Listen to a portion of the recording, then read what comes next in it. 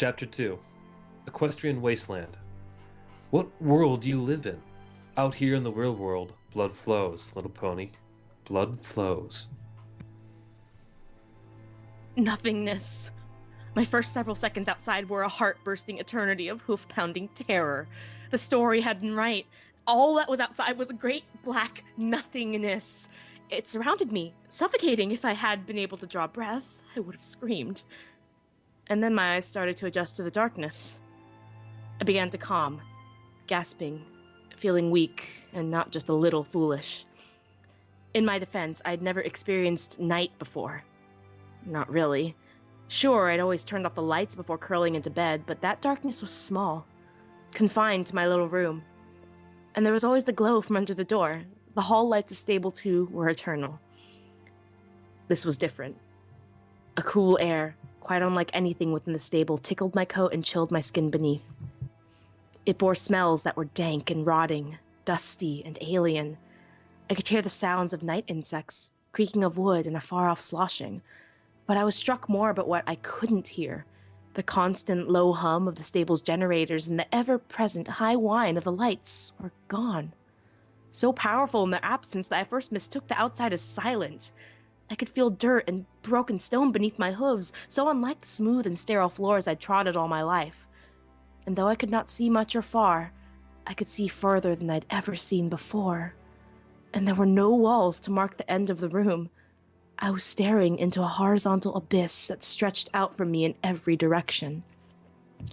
An entirely new panic began to form within me. My hind legs went out from under me and I sat, stunned. I turned my gaze to the ground, breathing deeply, thanking it not only for holding me up, but being a visual endpoint. Then I made the mistake of looking up into the sky, and the absolute endless upness of it sent my head spinning and my stomach lurching. Great masses of clouds rolled out over most of the sky. There were gaps through which soft light poured, and through those I could see the up that went on forever. Insanely, I thought of the clouds as a great net, made to catch me if I fell from the earth into the yawning gulf above. But if I slipped through the holes, I would just fall up forever. I clenched my eyes shut and tried to keep from vomiting. The fear and queasiness was intense, but passing. Once my faculties returned, I began to notice those things that had escaped me in my initial panic. The surrounding terrain was becoming evident. The world around me did not stretch out evenly. The ground heaved and rolled, hills creeping towards mountains. The earth was punctured by the upthrusting black fingers of long-dead trees. Along distant hilltops, I could see the swaying, leaf-shrouded branches of healthier woods. But the living trees near Stable 2 were few, scattered, and sickly. Second, I noticed that my pip book was flashing with a host of alerts. The map maker was already beginning to do its work on my new and unfamiliar surroundings, and to my surprise had already pulled up a label from the ether. Sweet Apple Acres. Turning around to get my bearings, my eyes were drawn to the huge hollowed husk of what I assumed had once been a magnificent house. Now it creaked and swayed in the breeze as if threatening to collapse. Looking to my pip book again, I noticed that it was picking up several radio transmissions. The radio broadcast from Stable 2 was dark, but new stations had taken its place. My heart leapt, for it was the first indication that there might be pony life out here after all. I nudged my pip book to start playing the first station on the list. Still sealed up. There's no way inside. My son, he ate one of the apples from those darn apple trees up near the stable, and now he's terribly sick. Too sick to move. We holed up in the cistern near the old memorial. We're running out of food and medical supplies. Please, if anybody hears this, help us. Message repeats, hello. Is there anybody out there? Please, we need help. I was bringing my family to the stable up near Sweet Apple Acres when we were attacked by raiders. Only my son and I survived. We made it to the stable, but it's still sealed up. There is no way inside. My son, he ate one of the apples from the darn apple trees up near the stable, and now he's terribly sick. Too sick to move. We've pulled it up near the cistern, near the old memorial. We're running out of food and medical supplies. Please, if anybody hears this, help us. Message repeats, hello. A voice was filled with a terrible resignation, as if the pony had already given up hope and was just going through the motions. Shaken, I turned it off. I didn't think I could bear to hear it again. That is when I noticed the soft ticking from my pip buck. Checking it over, I discovered that its radiation detector, a feature I'd never known to be used, had self-activated. The cute little rainbow dial had always been planted firmly in the green. It was still there, but edging discreetly towards the yellow.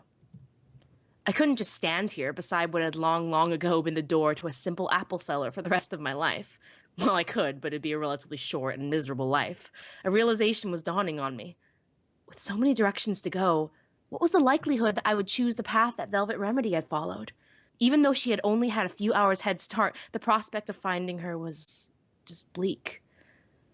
But I had to start somewhere. And the best chance I had was to get up high and have a look around. The ruins near me rose higher than any of the nearby trees, and the sheared-off roof of its upper tower was probably the best vantage point I could hope for. I closed my eyes, steadied myself, and went inside. What was left of the Sweet Apple Acres building proved sturdier than it looked, or sounded. It was also almost barren. Anything of value that had survived had been looted, leaving only scraps that nobody wanted, but that time itself seemed unable to erase. Rusted shoes, boxes of soap for cleaning dresses that no longer existed, a pitchfork with a shattered handle, a rake. I began up the stairs. My eyes were alerted to a feeble glow, the soft green color of a poisoned apple, bathing the room above. The glow came from the screen of an old terminal, a device of arcane science identical to the ones used throughout Stable 2. It seemed miraculous that it still worked after centuries on the outside. When Stable Tech built something, they built it to last. Curiosity lured me to it, and my wonder was quickly replaced with understanding. It was no coincidence that this particular terminal was live, for on it was a fresh message. To any pony who has left Stable 2 in search of me, please, go home. I am doing what I have to do. The Overmare understands, even if she can never agree, and I hope one day you will too. I will not be back. Do not look for me. Do not endanger yourself further for my sake. Please, forgive me. Velvet Remedy. I searched the terminal for more, but all the other messages were ancient and corrupted save for one. And that one had a rather unique encryption, something I had heard of but never seen before.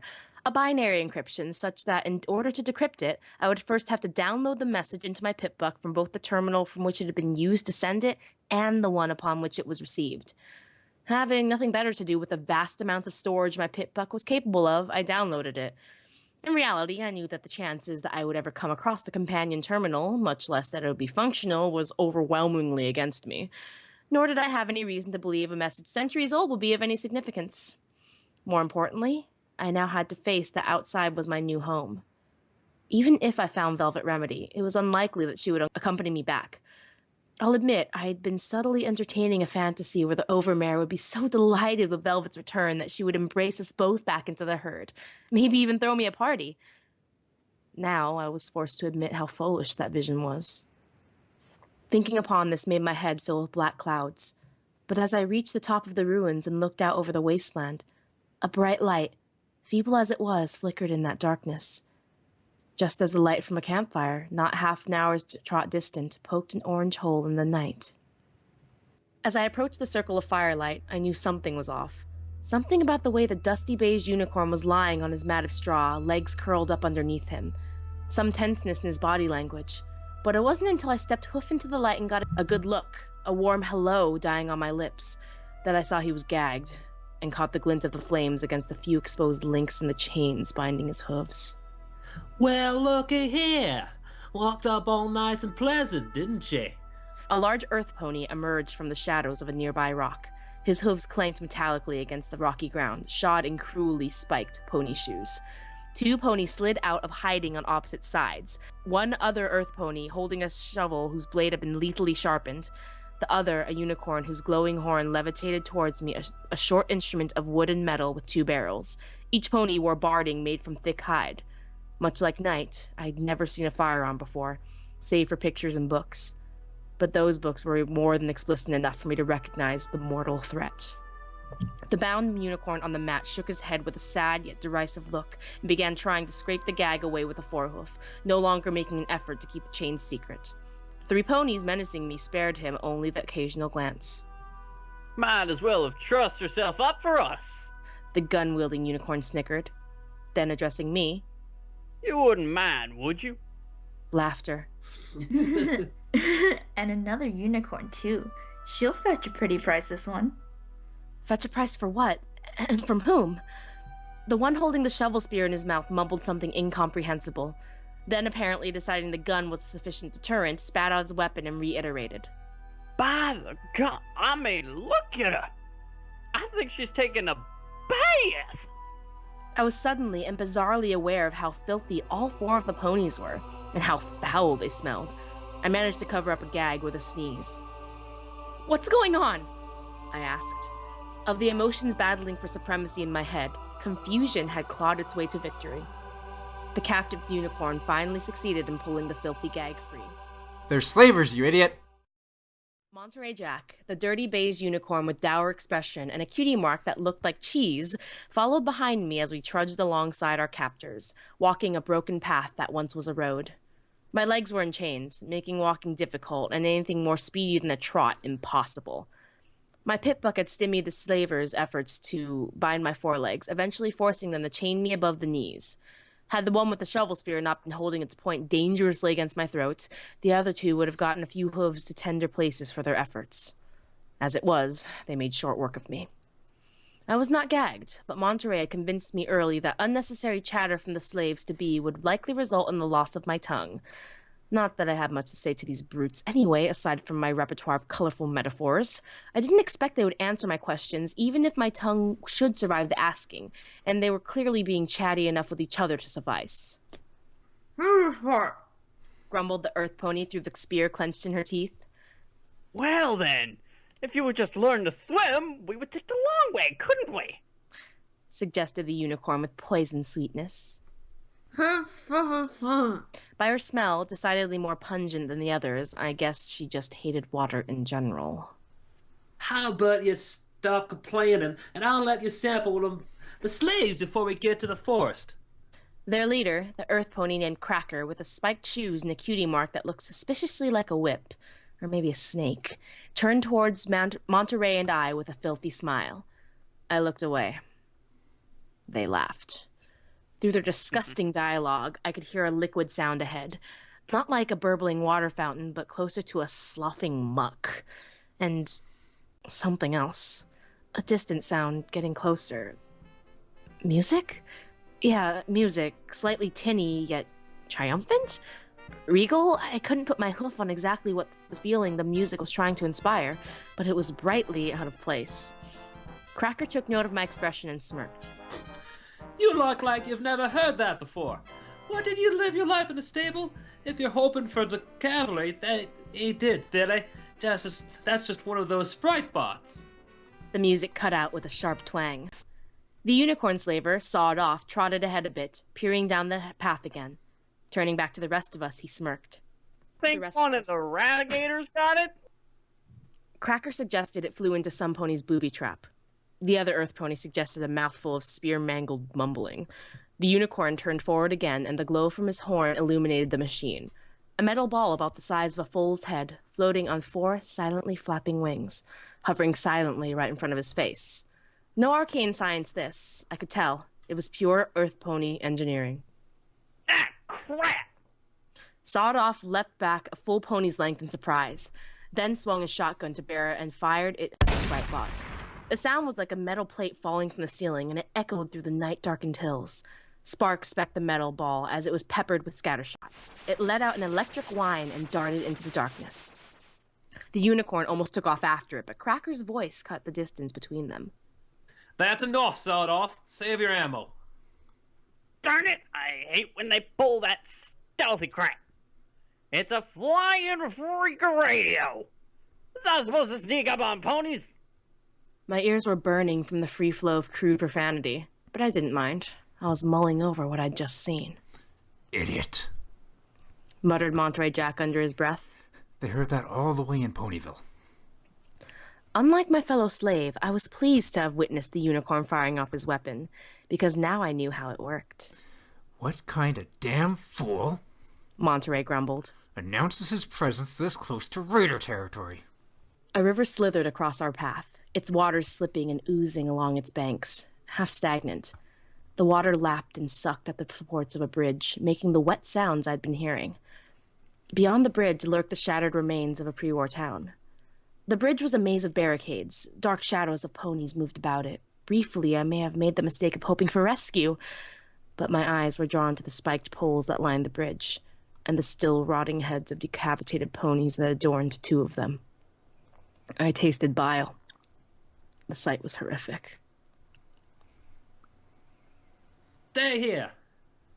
Cracker said, finally putting a name to the spear-wielding slaver pony. Sawed off. Let's go hear what the toll is this time. Monterey Jack lowered his head and looked balefully towards the bridge.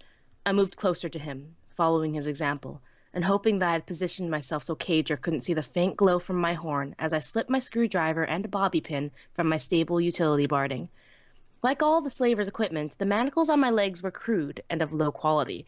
As Cracker and Sawed-Off argued with the bridge ponies, I focused on picking the first lock. I was rewarded with a soft click as it sprung open, releasing my pit-buck foreleg. The manacle fell to the ground with a little thump. Huh?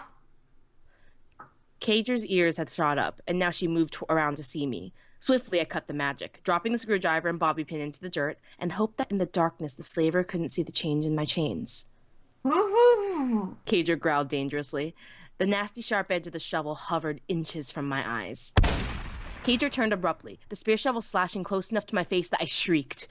The gunshot was from the bridge. It didn't sound like Sawed-Off's shotgun, but the second shot did.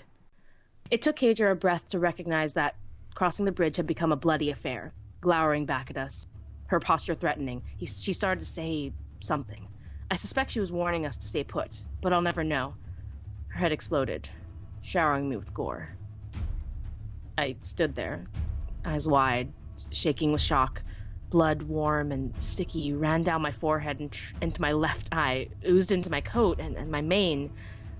And the growing list of things I'd not seen before this night, the death of another pony ranked at the top. I blinked, feeling the blood on my eyelid. Cager was dead, and I had Cager all over me. The urge to throw myself into the river was overwhelming, but I wouldn't get to it like this. Pushed by something more than determination now, my horn once again glowed, and I began to unlock the rest of my manacles. I spared a glance towards the bridge, seeing Sawed-Off hunkering down beside one of the barricades as he magically pulled his shotgun open, stuffing in more ammo. 2 shots, I realized. One at the Sprite bot, one just now. 2 shots, and then reload. Closing the weapon, he levitated it above the barricade and shot blindly into the violent milieu, spraying an already wounded raider pony with scattershot. The pony staggered and fell. Unfortunately for Sawed-Off, the raider behind him had a different kind of shotgun, one that was faster and not limited to 2 shots, that fired slugs which tore great holes in the unicorn slaver's body the moment he looked up to see the results of his effort. I turned away, cringing from the nightmare playing out before me. I focused on the locks. I had freed myself and was beginning to free Monterey when 2 raider ponies trotted off the bridge toward us, stepping over the battle-mutilated corpses of Cracker, Sawed-Off, and the raiders they'd taken down with them. One of those approaching was the unicorn raider wielding the devastating combat shotgun. The other, an earth pony with a sledgehammer in its teeth. The unicorn was laughing, not the mean laugh of Cracker, but a crazed laugh that sent chills down the back of my neck. Looks like we've got ourselves some prizes. The earth pony chortled behind the sledgehammer as the unicorn looked us over appraisingly. The 2 were somehow even filthier than the slavers. The unicorn bore jagged scars across her face and flanks, one of them tearing through her cutie mark, several freshly bleeding. The earth pony was hairless and painfully burned over much of her left side. Both wore barding that looked ragged and cobbled together. "Help us?" I suggested weakly. Oh, I'll help myself to you, all right. The unicorn reared up and gave me a kick, her hoof striking hard into my side. Pain exploded and I dropped, gasping. Rearing up again, she brought her full weight down on me. I howled. Near me, Monterey let out a wet grunt of pain as the earth pony gave me a taste of her sledgehammer.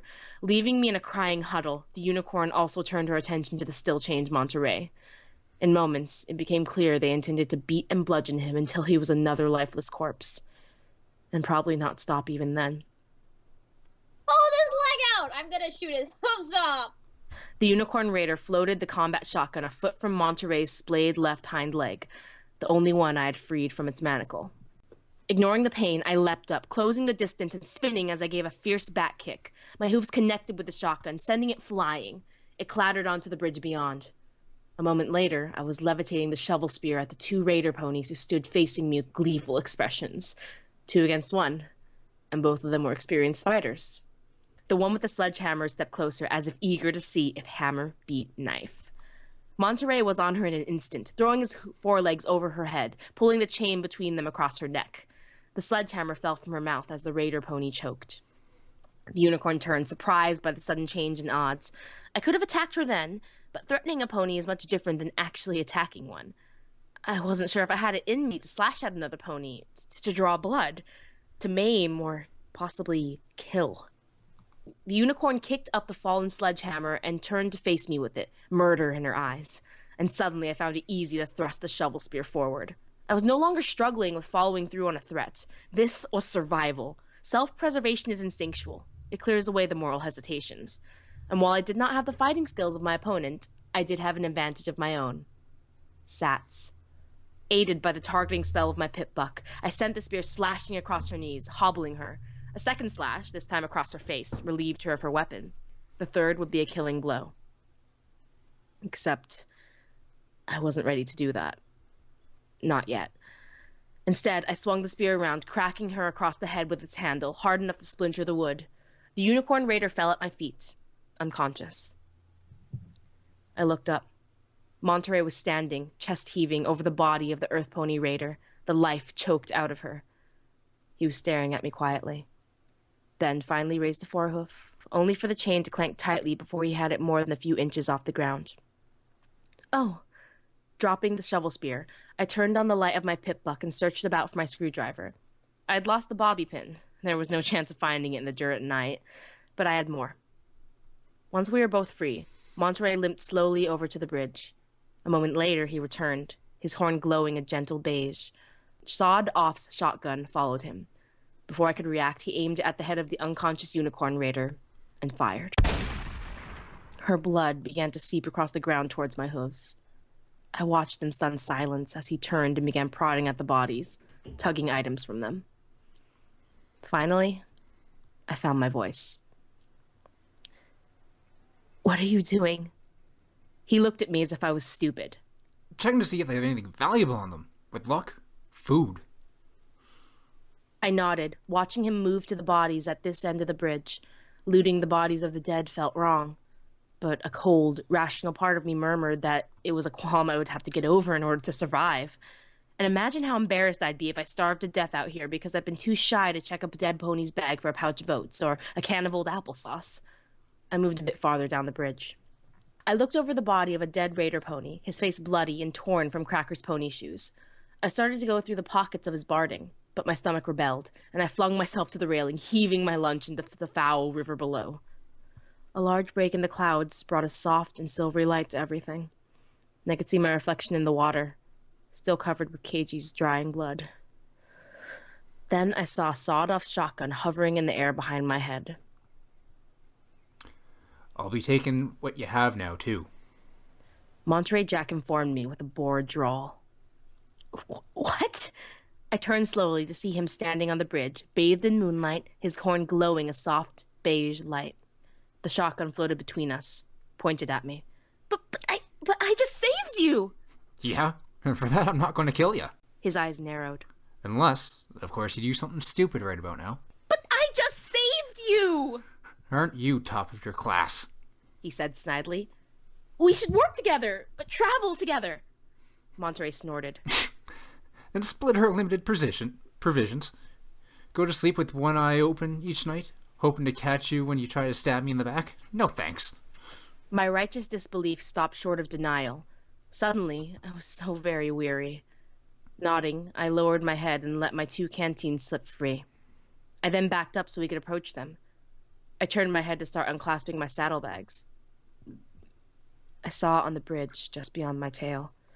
Turning back to Monterey, my own horn was glowing, and the combat shotgun whipped into the air. For a long moment, we stood there. 2 unicorn ponies on the bridge, surrounded by bodies, shotguns floating between us, aimed at each other. Moonlight shone down on us from the break in the clouds. Monterey Jack broke the silence. You're not going to use that.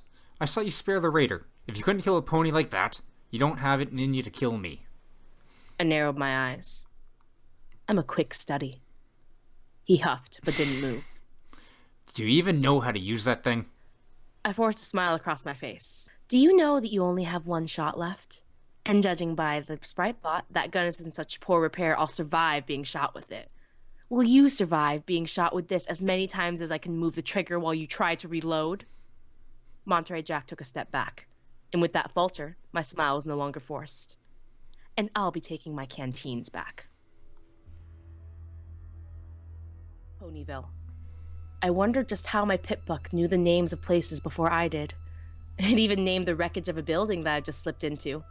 Ponyville was raider territory. I just hoped that this place, this carousel boutique, was not crawling with them. Monterey Jack and I had barely parted ways when the railing of the bridge exploded next to me. A sniper. The same pony, I presumed, who had turned Cager's head into applesauce. I fled into town, keeping to what cover there was. Few of the buildings were intact enough to hide in. This was the closest. Fortunately, I was alone. I waited for nearly an hour, curled up in a shadow near the door, but the sniper pony seemed uninspired to follow me. No, she or he could just wait until I came out. Fatigue washed over me. I had stayed up all the night before, and this night's events were a strain on both body and spirit. My muscles were weak and achy. My body hurt from the kicks I had taken. I felt emotionally played out. I needed sleep. Sleeping here was probably a horrible idea. If I woke up at all, it would be in the hooves of slavers, raiders, or possibly worse. But going back outside, finding someplace better, it just wasn't on the table. I was in no shape to test my wits against the sniper pony again. Carousel Boutique was quite similar in condition to the building up at Sweet Apple Acres, only the looting was even more destructive.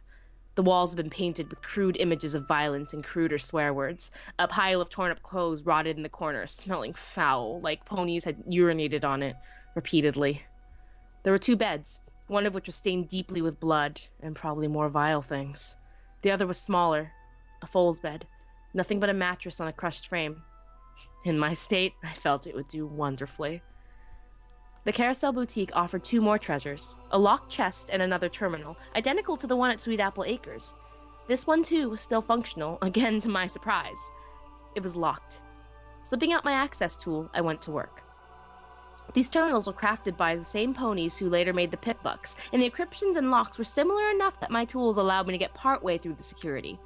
What remained was a puzzle, finding the password within strands of code that my access tool laid bare. In my fried mental state, it was probably a small miracle that I was able to parse the code and find the password. Or possibly not. The password was Apple. I laughed aloud, catching myself when I heard the volume of my own voice in the stillness of the decrepit boutique, as I realized that, beyond all realistic chance, this was the computer that the message had been sent to. With an unwarranted feeling of accomplishment, I downloaded it and let my Pip-Buck do the rest. Age had damaged the recording, but there was enough audible for me to recognize the same female voice, kinda sweet and with an odd accent that had many hours before revealed to me the code that led me out of my old life and into this new and horrible one. Special instructions for Sable 2. That's my family down there. Until the poison's gone from up here, that door doesn't open for any pony. The voice faded in and out of static. Know you hate this, Sweetie Belle, but you're Overmare now. The Overmare is the most important stable in Equestria. I need you to do this for me, to keep them safe. Best friends forever, remember? The sound file died with a whimper. I'd been right. There was really no value in a 2-century-old message.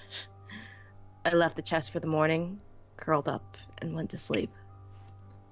Footnote. Level up. New perk. Horse Sense. You're a swift learner. You gain an additional plus 10% whenever experience points are earned.